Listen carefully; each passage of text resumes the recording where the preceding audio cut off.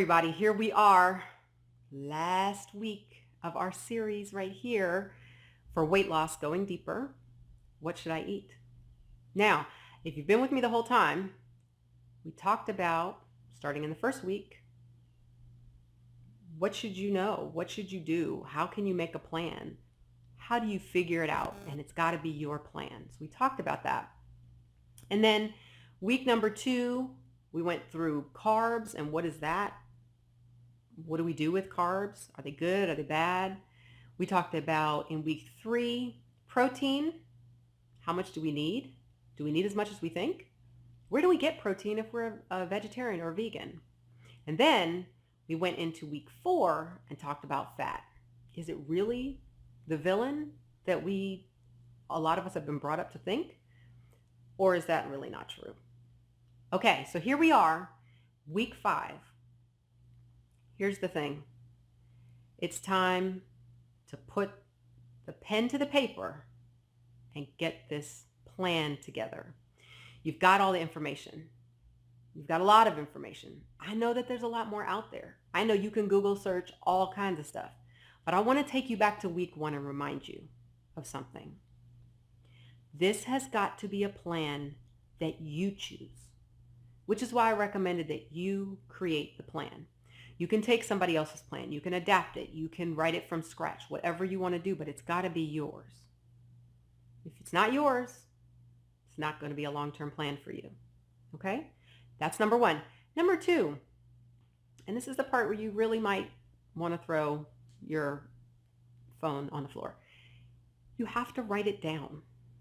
You have to write it down. If you don't write it down, a couple things. It's not real. It doesn't exist. If it's just a thought and you haven't written it down, it's just like a mist. It just, it's gone. You're like, yeah, I was going to kind of do this thing and I was planning. And then when something comes by you that's not on the plan, you're like, well, maybe, I can incorporate that in the plan.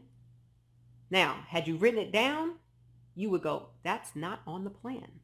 That's not part of what I'm doing. I'm not saying you can't plan an exception. Totally can plan an exception. But right now, you need to know what's on the plan, what's not on the plan. And then we get into meal planning and what that is another time.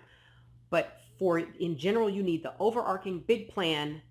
What am I going to do? How do I want to eat? How am I going to live? Unless you write it down, it really doesn't exist. But there's something about writing it down that cements it for you. And it also, let me tell you why this is a problem, why nobody wants to do it this way. When you say, I am going to eat whole foods plant-based, your brain comes up with all the reasons why you don't want to do that. Now, if you did what I said in week 1 and you went back with your wealth of knowledge of all the years that you've tried to lose weight, all the times you have lost 5, 10, 15 pounds, 30 pounds, and then gained it back, you have a wealth of knowledge. And if you've gone back to that and tapped in, you know what you can do and what you can't do. If you went through my first 2 video series about going deeper, about hunger and fullness, you know some of the things that are tripping you up as far as why you're eating when you're not hungry or why you won't stop when your body says you're full. So when you sit down to write this plan, your brain's going to tell you all the reasons why you don't want to do it that way. Even though you're tapping into your own wisdom, your own knowledge, your own history. Nobody knows better than you what your body needs. The difference is there's the warring part of your brain. There's those two parts. I've talked about this in the past. The primitive brain that's at the base of your brain that wants to keep you comfortable and out of danger and just wants you to be happy. And let me just keep you safe. And when something fun or nice or happy like potato chips comes by, your brain's like, yes, eat that. Now, there's the more highly evolved part of your brain, that prefrontal cortex, the one that developed after the primitive brain, that makes great decisions for you. that thinks about what's best for you, that allows you as a human being, we are the only beings that do this, that we can plan in advance. Your dog does not plan anything in advance. It just does what it does.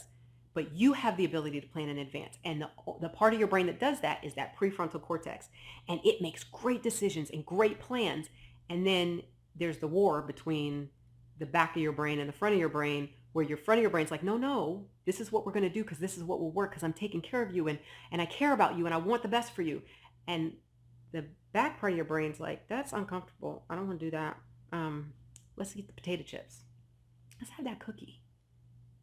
Okay? So if you don't write it down and you don't make a plan and you don't get to the stuff underneath, which is what is going to keep you from sticking to the plan, then when those things come by you, you're going to go, okay, I haven't had cake in a while. I haven't had ice cream in weeks. And there'll always be something.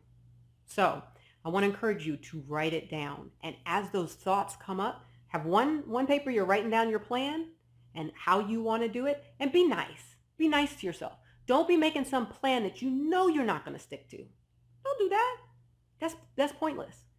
Make a plan that you can live with, that when you look at it the next day, you go, oh, that was done. Okay, yeah, don't make a plan where you're eating, some carrot sticks and some celery and no dressing and some water for lunch.